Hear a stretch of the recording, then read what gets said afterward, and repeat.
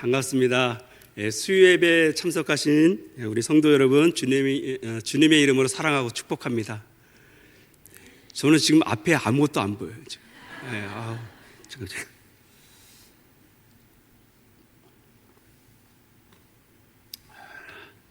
목사님께서 잠깐 소개를 해주셨는데, 저는 2007년부터 2019년까지 14년 정도 중국에서 이렇게 사역을 하다가 2020년 코로나 시국에 한국에 들어와서 저희 아내 최고운 사모의 모교회가 바로 대강교회입니다. 이곳에서 제가 약 3년 8개월 정도 이렇게 신앙생활을 했습니다.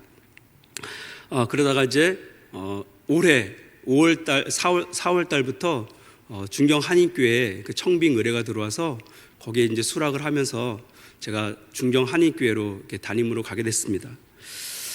지난 3년 반 동안 제가 신내 대강교회 출석하면서 참 많은 은혜를 받았는데, 정말 이 자리를 빌어서 정말 긍휼한 마음으로 저희 가족들을 받아주신 김명섭 원로 목사님, 또 매주 깊이 있는 그 말씀으로 너무 깨달음을 주시고 은혜를 주신 우리 박용모 시무 목사님 비롯해서 또 많은 성도님들이 저희 가정을 또 섬겨주셨어요.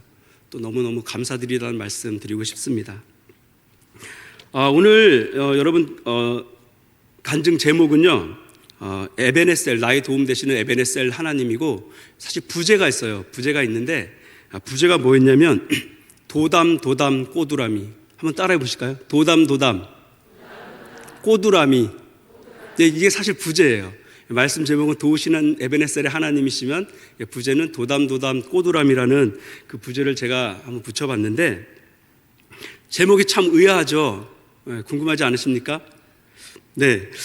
말씀의 부제를 잠깐 설명드리자면, 제가 살아가면서 꼭 이루고 싶은 어떤 버킷리스트가 하나가 있는데, 그중 하나가 뭐냐면 제 이름으로 된 책 한 권을 좀 가지고 싶은 게 제 소망입니다. 그래서 이번에 한국에 들어오면서 틈틈이 지금 글을 쓰게 됐어요. 신앙서적은 아니지만 제 삶을 돌아볼 겸 그 어린 시절의 어떤 추억들을 소설 형식으로 한번 써봤습니다. 그래서 지난 5월에 이제 원고를 제가 이제 마치고 제목을 이제 고심하고 있었는데, 도담이란 말은 뭐냐면 별 탈 없이 잘 자란 뜻입니다. 도담. 우리 도담이란 말 많이 듣죠? 도담이란 말은 별 탈 없이 잘 자란 꼬두라미. 퀴즈 낼게요. 꼬두라미가 뭘까요? 꼬두라미, 벌써 뉘앙스가 막내, 꼬리, 제일 끝, 이런 뜻입니다. 그래서 그걸 이어서 붙이면 별 탈 없이 잘 자란 막내라는 뜻입니다. 별 탈 없이 잘 자란 막내. 사실 성도님들이랑 이렇게 삶을 나눌 때가 기회가 있어서 삶을 나누다 보면 참 그 산들이 한편의 어떤 소설이고 드라마고 영화 같습니다. 그래서 그분들의 이야기를 또 간증들을 들을 때마다, 야, 저런 분들에 비하면 나는 너무 무탈하게 잘 자랐구나, 그렇게 이제 생각을 하는데, 또 저의 삶을 또 이야기하면 그분들은 또 의외로, 아니 어떻게 그런 파란만장한 삶을 사셨습니까? 또 그렇게 또 역으로 말씀을 하세요. 그래서 진짜 마치 무슨 드라마를 보는 것 같다고 그렇게 말씀하시는데, 그럼에도 불구하고 저로 하여금 도담 꼬두라미라는 말처럼 하나님 은혜로 별 탈 없이 여전히 잘 지내고 있는 막내로서의 삶을 살고 있는 저의 삶을 여러분과 나누게 돼서 너무너무 반갑고 감사합니다. 저는 충북 단양군 매포 도담리에서 태어났어요. 하필이면 제가 정말로 도담리에서 태어났는데, 거기 어디냐면 단양팔경 혹시 아십니까? 거기서 도담산봉이라고 이렇게 애호까지 나올 때 쫙 멋있는 새 봉우리 있잖아요. 그 봉우리가 있는 그 마을이 저희가 태어난 마을입니다. 거기서 태어났는데, 애석하게도 그곳에는, 그 동네는 교회가 없었고, 시내에 제가 초등학교 5학년 때 처음으로 교회를 한번 갔어요. 딱 한 번 갔는데, 그 교회를 딱 한 번 다녀오고 나서 제가 하나님은 잘 모르지만 나는 앞으로 기독교인이다, 이렇게 생각하면서 그렇게 유년 시절을 보낸 것 같습니다. 어린 시절에는 제가 그림 그리는 것을 꽤나 좋아해서 중고등학교 때는 전국 사생대회에 나가서 수상을 여러 번 했어요. 그런 경력으로 보아 제가 그림을 꽤나 잘 그렸던 것 같습니다. 그런데 시골에서 농사 짓는 가정 형편이 뻔하잖아요. 그 당시에 그래서 대학을 못 가고 제가 만 19세의 나이에 제가 또 학교를 빨리 들어가서 19살에 고등학교를 졸업했는데 졸업하자마자 바로 군대를 갔습니다. 딱 19살에 갔던 것 같아요. 19살에 군대를 가서 이제 32개월 했어요. 그 당시에 지원해서 가면 복무를 마치고 이제 왔는데 내가 어떻게 살아야 될까 이제 고민이 되는 거예요. 근데 그 당시에 가장 인기 있었던 그 직업이 뭐냐면 공무원이었습니다. 그래서 공무원? 그래, 공무원 시험을 한번 봐보자. 그래 생각을 하고 경찰 공무원 시험에 응시하게 됐어요. 그런데 그 상황이 어땠냐면 충청북도에서 경찰 공무원을 뽑았는데 8명을 뽑는 거예요. 8명을 뽑는데 수백 명이 지원을 했습니다. 정말 그 당시엔 그랬던 것 같아요. 그렇게 했는데 제가 이제 공무원 공부를 하면서 독서실을 보면 이렇게 창문이 이렇게 있는데 그 창문에 딱 교회 십자가가 딱 보여요. 공부를 하면서 고개를 들면 그 십자가를 보면서 교회는 다니지 않았지만 열심히 기도했던 것 같아요. 하나님, 제발 붙여주세요. 저는 꼭 붙고 싶습니다.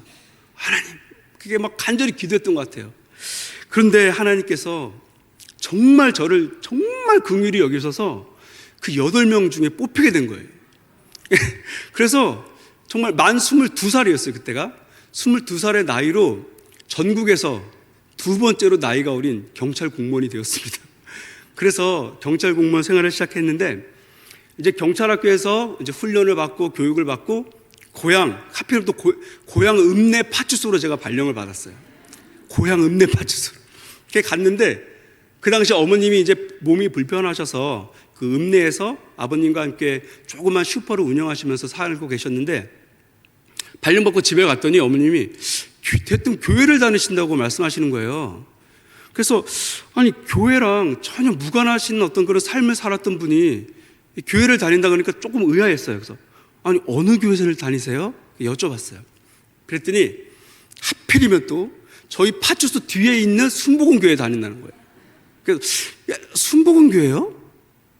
지금 순복음교회라는 그 말을 듣고 좀 약간 가슴이 철렁했습니다. 왜 그랬냐면 고등학교 시절에 제가 우연히 이제 순복음교회를 가게 되었어요. 근데 거기서는 이제 여기 말로는 부흥회라고 하지만 순복음교회에서는 성령 대망회라고 이제 그렇게 부흥회를 하는데 여러분도 아시다시피 이게 순복음이 뜨겁지 않습니까? 쥐야 막 소리를 지르면서 기도를 하는데 뭐 알아듣지도 못하는 소리로 막 사람들이 펄떡펄떡 뛰면서 기도를 하는 거예요. 땀을 뻘뻘 흘리면서. 저는 그 모습을 보면서 너무 충격이었죠. 세상에. 이 사람들이 좀 이상하다. 너무 막 광적인, 제 눈에는 막 광적으로 보이는 거예요. 그런 모습들이. 그래서, 내가 언젠가는 교회를 다닐 것 같은데, 분명히 내가 교회를 다닐 텐데, 이 순복음 교회는 나랑 결이 전혀 맞지 않는구나. 그렇게 생각을 하고 있었는데, 이 어머니께서 순복음 교회를 다니신다니까, 영 마음이 너무너무 불편한 거예요. 그래서 한동안 이제 어머니의 어떤 신앙생활을 제가 지켜보게 됐습니다. 그런데 이렇게 시간이 지나면서 제가 감동을 받은 것은 어떤 거냐면 그 어머님을 섬겨주시는 그 성도님들이었어요. 저희 어머님이 이제 소위 말하는 중풍이 오셔서 거동이 너무 불편하셨고, 그렇게 힘들게 그래도 거동을 하셨지만 불편하게 그렇게 사셨는데 매주 또 거의 매일 저희 집에 찾아오셔서 어머님께 말벗도 해드리고 또 기도도 해주시고 또 수요예배, 금요예배, 주일예배면 어머니를 꼭 모시고 그렇게 가시면서 섬기시는 모습을 보면서 제 마음에 너무너무 큰 감동이 왔습니다. 그래서 우리 어머님을 이렇게 잘 섬겨주시는 그런 교회라면 내가 자식된 도리로서 한 번은 나가봐야 되지 않겠나, 그런 생각을 해서 다니게 된 게 이제 순복음교회에서 신앙생활을 하게 되었던 것입니다. 정말 경찰 생활 정말 녹록지 않았습니다.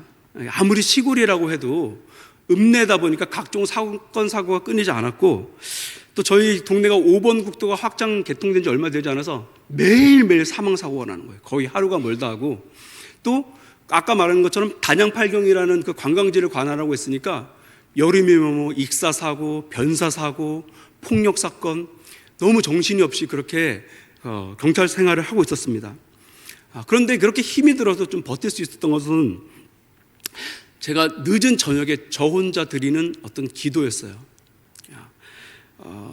사실 말씀도 잘 모르고 기도도 할 줄 몰랐지만 매일 근무가 끝나고 교대를 하고 나면 그 교회 파출소 뒤에 있는 그 교회 예배당을 찾아갔어요. 그래서 텅 빈 그 예배당에 앉아서 정말 이렇게 하소연하듯이 뭐 푸념하고 하소연하고 뭐 기도인지도 모르면서 그렇게 하나님께 내 어떤 상황들을 아뢰고 이렇게 말씀을 드렸던 것 같아요. 지금 생각해 보면 그때 제 모습이 하나님 앞에서 가장 순수한 때가 아니었나 그런 생각을 해봅니다. 근데 어느 날 그날도 1시쯤이었어요. 1시쯤에 제가 막 술 취한 사람과 막 멱살잡이를 하고 난리 법석을 떨고 이제 금요교대를 하고 터덜터덜 교회를 향해서 갔습니다. 그래서 힘들다는 말을 한숨을 쉬는데 그때부터 눈물이 막 나기 시작하는 거예요. 너무 막 정말 무언 그런 사연이 있는지 그냥 눈물 콧물이 줄줄줄 나는 거예요. 이유 없이. 그래서 이게 뭔 상황이야 이게. 저도 막 의아해하면서 그 흐르는 눈물을 멈출 수가 없었습니다. 그러면서 푸념을 했어요. 하나님께. 하나님, 제발 좀 도와주세요. 제가 나이가 어리다 보니까 이 사람들이 저를 너무 만만하게 보고 모든 시비를 저한테만 거는 것 같고 뭐 직원들 사이에서도 나이가 어리니까 무시당하는 것 같고 너무너무 힘들고 견디기 힘듭니다. 하나님 좀 도와주세요. 그렇게 푸념을 하고 있었는데 갑자기 그 목사님의 말씀이 생각이 났어요. 어떤 말씀이셨냐면 형제님 성령 충만해야 됩니다. 성령 받으십시오. 또 우리 순복음교회에서 또 강조하지 않습니까? 성령 충만하십시오. 그래야 이 험한 세상 이길 수 있습니다. 승리할 수 있습니다. 그리고 성령 충만해야 성제님의 삶을 올바른 길로 잘 인도받을 수 있다. 이렇게 말씀하시는 거예요. 그래서 성령 충만을 놓고 제가 기도하기 시작했어요. 그때부터. 뭐 기도를 모르니까 그냥 성령 충만 주세요. 저도 그런 경험하게 해주세요. 저도 남들처럼 저렇게 뜨겁게 그렇게 신앙생활을 하고 싶습니다. 제가 좀 너무 힘든데 성령 받아야지 그것들 이기고 승리할 수 있다는데 저에게도 성령 주십시오. 뭐 고래고래 소리를 지르면서 뭐 아무도 없으니까 막 소리를 지르면서 성전에서 기도했던 것 같아요. 떼굴떼굴 굴러다니면서 기도를 하는데 어느 순간 정말 제 가슴이 막 뜨거워지기 시작했습니다. 뜨거워지기 시작했는데 정말 다른 사람들의 어떤 간증을 통해서만 들었던 그런 뜨거움들이 막 저 안에 막 있는 거예요. 그리고 그 깊은 내면으로부터 승진아 내가 너를 사랑한다. 내가 너를 너무너무 잘한다. 그런 내적 음성이 막 계속 드는 거예요. 그러면서 한 사진을 하나 보여주셨어요. 어떤 환상 같은 걸 보여주셨는데 어떤 장면이었냐면 제가 아주 어렸을 때 초등학교 때 어머니 이제 밭일을 도와주고 아버님 이제 밭일을 도와주면 이제 저 먼저 이렇게 저녁에 이렇게 내려오는 길이었어요. 길을 따라서 이렇게 내려오는데 그 눈앞에 저녁 노을이 쫙 너무너무 멋있게 그 하늘을 바라보면서 제가 막 너무 감동이 된 거예요. 그 어린 나이에. 그래서 눈물을 막 그냥 흘리면서 그 풍경을 보고 세상에 그 장면이 딱 제가 보이는 거예요. 그러면서 내가 이때도 너를 보고 있었다. 이때도 내가 너를 지키고 있었다. 지켜보고 있었다. 그렇게 말씀하시는 거예요. 제가 그때 너무너무 감동이 돼서 너무 주체할 수가 없었습니다. 그래서 새벽 내내 그 성전을 이렇게 막 뒹굴거리면서 그렇게 하나님께 감사의 기도를 올렸던 것 같아요. 그래서 마음을 이제 겨우 추스리고 새벽 설교를 듣는데 참 이상하더라고요. 마음이 막 계속 터질 것 같아요, 여기가. 그리고 입이 움찔움찔 뭐 자꾸 몸도 막 이렇게 들썩들썩거리고 이 주체를 할 수 없었어요. 그래서 설교 끝나는 내내 막 몸을 부여잡으면서 막 떨려서 그런데 이제 설교 다 말씀이 끝나고 기도를 하는 시간에 뭔가 기도를 해야 되는데 막 입이 안 터지는 거예요. 막 뭔가 이게 중얼중얼거리는데 그런데 그 목사님이 오셔서 저에게 이렇게 안수를 하시면서 형제님 마음을 평안하게 가지세요. 사람들 의식하지 마시고 하나님께 그 입술을 맡겨드리세요. 그렇게 안수기도를 해주셨어요. 그러자마자 제 안에 뜨거움들이 터졌습니다. 그래서 막 방언을 하고 제가 정말 그 뜨거움들을 토해내는데 현재 어떤 저의 모습과 어떤 과거의 저의 모습, 또 예수님이 막 십자가에 달려 돌아가신 그런 모습들이 막 오버랩 되면서 그렇게 제 안에 그런 내적 확신, 그런 것들을 경험한 순간이었습니다. 할렐루야. 그 후에 어땠냐고요? 좀 이렇게 순탄하게 그래도 파출소 생활을 잘 했습니다. 근데 제가 또 워낙 빠릿빠릿해서 좀 일을 좀 잘 한 모양이에요. 그래서 본서로 제가 착출이 되게 됐어요. 교통사고 조사계, 그다음에 비행 청소년들을 이제 담당하는 소년 형사로 제가 가게 됐는데 정말 파출소랑은 비교할 수 없을 정도로 일들이 너무너무 많았어요. 너무 많으니까 그 일이 많으니까 교회 생활을 못 하겠더라고요. 신앙 생활을 한 달에 한 번, 한 달에 두 번 많이 드리면 그렇게 이제 하다 보니까 그 뜨거웠던 마음들이 점점 식어지고 또 신앙생활과는 어떤 동떨어진 그런 삶을 그렇게 살았습니다. 여러분도 아시다시피 경찰은 우리 사회에 어쩌면 부정적인 그런 면을 다룹니다. 살인, 강도, 방화, 강간, 사기, 이런 것처럼 법을 위반한 사람들을 대하는 어떤 직업이다 보니까 참 마음이 강팍해져요. 너무 부정적으로 변하고 여러분 수사의 기본이 뭐냐면 절대로 믿지 말아야 해요. 상대방이 어떤 정직한 말을 하고 진실된 말을 해도 그 사람의 말을 처음부터 그랬어 이게 아니라 분명히 저건 거짓말이야. 이렇게 먼저 의심을 하면서 그런 수사가 시작되는 겁니다. 그런 어떤 생활들이 계속 몸에 배다 보니까 성경에서 말하는 사랑하고 어떤 다른 사람들을 긍휼히 여기는 그런 마음보다는 정죄하고 판단하고 비판하는 그런 마음들이 더 내 안에 커졌습니다. 그런 마음들이 계속 커지다 보니까 이게 몸의 이상으로 나타나더라고요.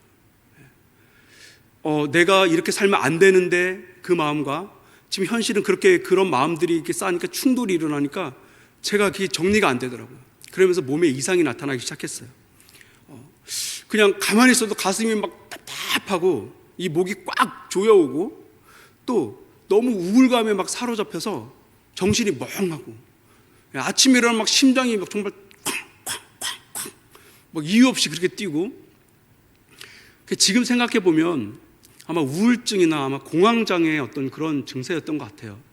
당시에는 그런 어떤 병들이 일반화되지 않았기 때문에 도대체 내가 왜 정말 이러다 내가 죽겠다. 또 운전을 하다가 보면 강둑을 지나다 보면 막 그냥 확 강으로 막 이게 가고 싶은 막 이런 충동이 막 생기는 거예요. 도저히 안 되겠다. 큰일 나겠다 이러다가. 그래서 제가 이제 경찰 생활을 시작한 지 6년 만에 제가 경찰 공무원을 그만두게 되었습니다. 그만두게 되고 그 대신 이제 피난처로 생각했던 곳이 신학대학교였어요. 또 신학대학교까지 들어가기까지 여러 가지 우여곡절이 있고 한편에도 드라마 같은 이야기가 있지만 어찌됐건 1년 동안 정말 수능 공부 열심히 해서 그렇게 수능 시험을 보고 대학교를 들어갔습니다. 그런데 이 대학교를 들어가면 뭔가 나에게 어떤 뭔가 해결이 되어질 줄 알았는데 이 새로운 또 고민이 생기기 시작했어요. 그게 뭡니까? 보통 여러분들 신학대학교, 신학대학원은 왜 갑니까? 왜 그랬어요?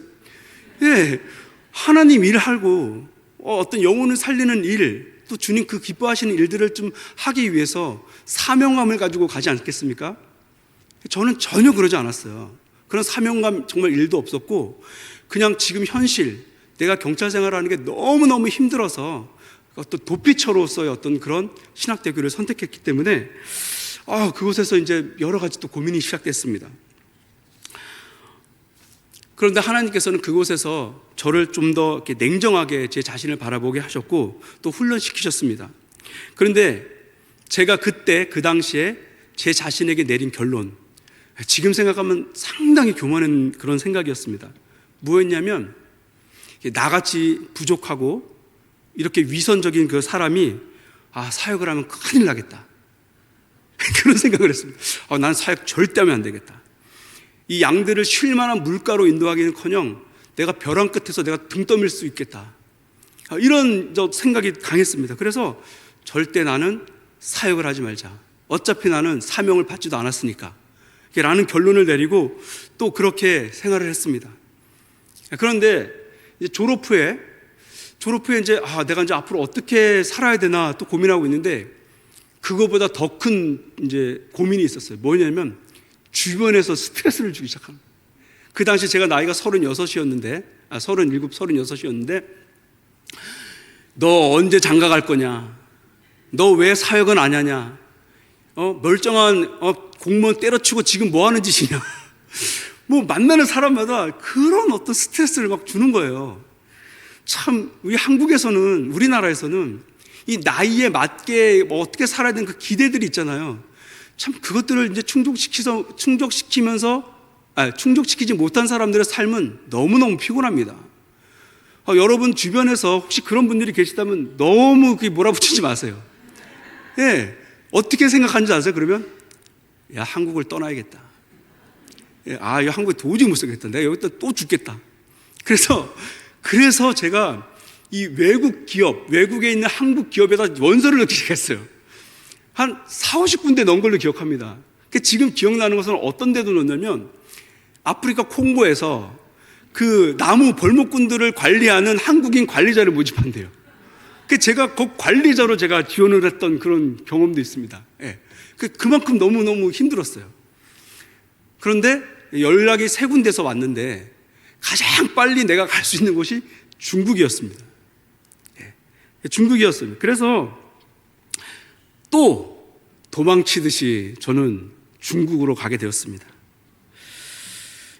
그런데 하나님께서는 그곳에서 정말 저를 기가 막히게 바꾸어 가셨습니다. 이 짧은 시간에 다 말씀드릴 수는 없지만 가장 먼저 사역에 대한 어떤 두려움을 이기게 하셨고, 또 뭔가 내가 완벽하지 않으면 사역을 할 수 없다라는 그 교만한 마음, 그 마음을 내려놓게 하셨습니다. 그리고 무엇보다 그 사명을 발견하게 하시고 또 보여주셨습니다. 거기에 더해서 또 마음씨 착한 또 예쁜 아내를 중국에서 만나서 결혼까지 그렇게 하나님께서 허락하셨습니다. 할렐루야. 그래서 제가 이 자리에 지금 서 있는 것입니다. 예, 제가 뭐 군대 갈 때 저희 아내는 초등학교 2학년이었더라고요. 네네. 예, 그 정도로 이렇게 나이가 차이가 납니다. 제가 여러분에게 말씀드리고 싶은 것은, 하나님께서 우리를 자녀 삼으신 이상 하나님께서는 반드시 여러분들을 선한 길로 인도하신다는 사실입니다. 누구나 삶의 우여곡절은 있고 또 감당해야 될 그런 몫이 있습니다. 그러나 그 감당할 그 몫 가운데 하나님께서 함께 하신다는 사실을 잊지 마시기 바랍니다. 여호와를 경외하는 자들아, 너희는 여호와를 의뢰하라. 그는 너희의 도움이시오 너희의 방패시리로다. 아멘. 우리의 삶을 여러분 한번 천천히 한번 돌아보십시오.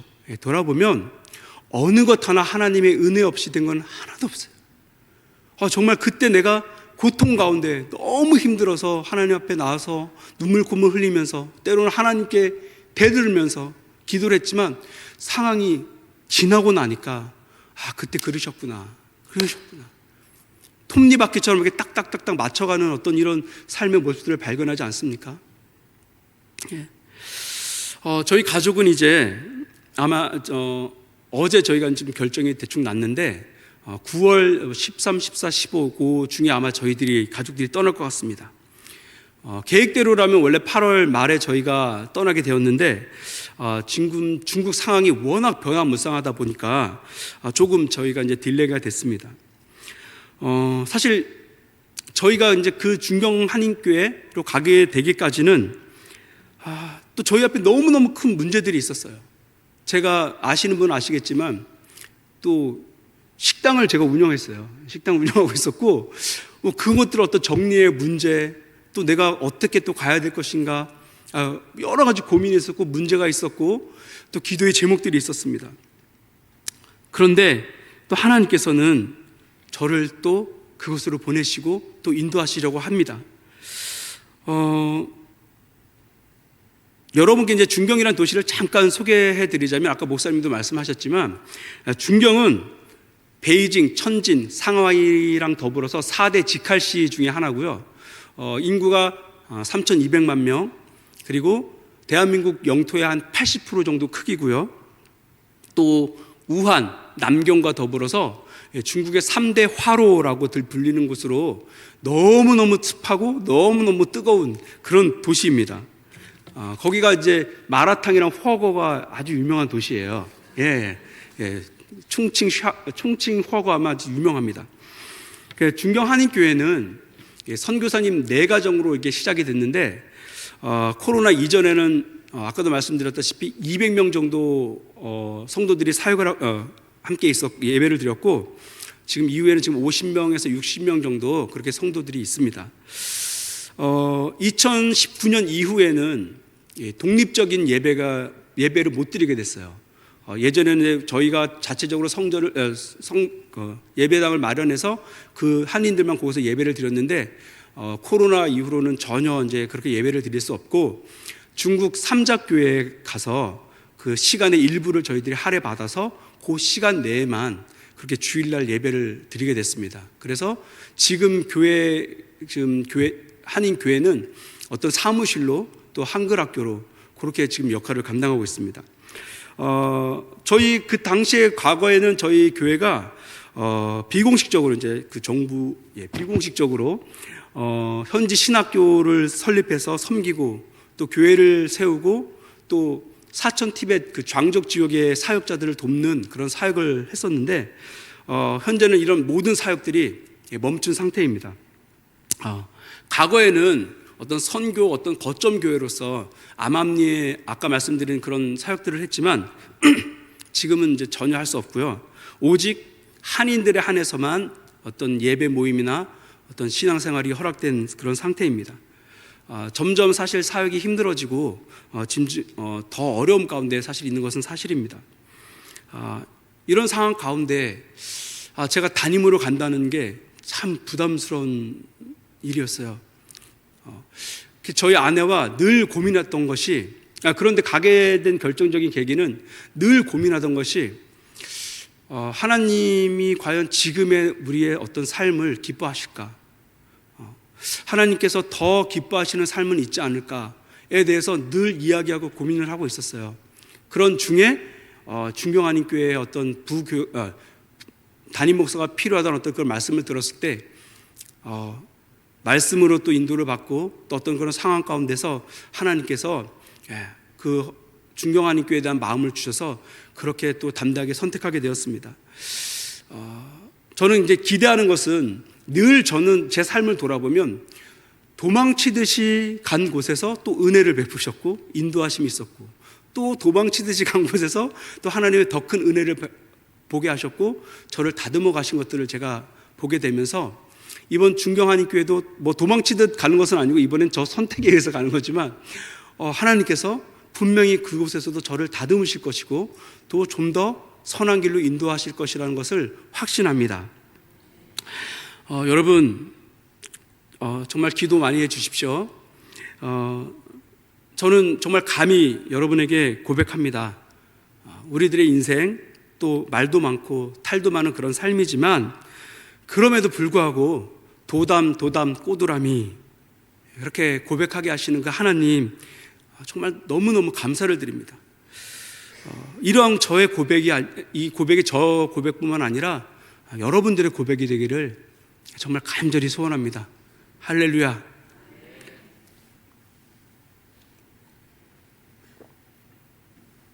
이런 마음을 담아서 하나님께 제가 찬양 한 곡 좀 올려드리고 싶습니다.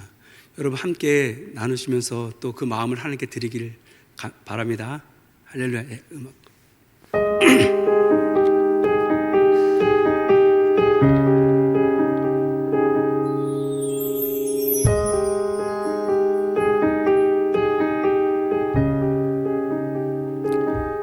주는 길이요 진리요 생명 되신 하나님 여호와 하나님이라. 나의 삶 모두 주관하시는 하나님 여호와 하나님이라. 아니라 주가 지나신 좁은 문, 좁은 길을 따라서 내가 걷는 이 길이 고단하여도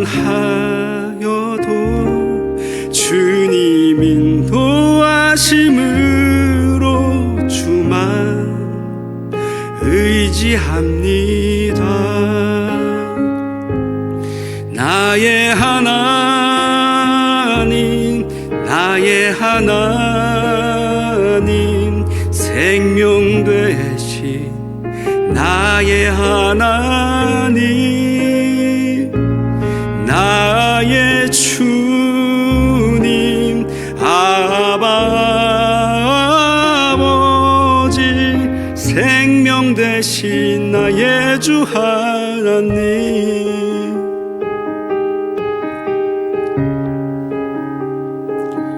주가 지나신 좁은 문, 좁은 길을 따라서 내가 걷는 이 길이 고단하여도 주님 인도하심으로 주만 의지합니다. 나의 하나님, 나의 하나님, 생명 되신 나의 하나님, 나의 주님, 아버지, 생명 되신 나의 주 하나님.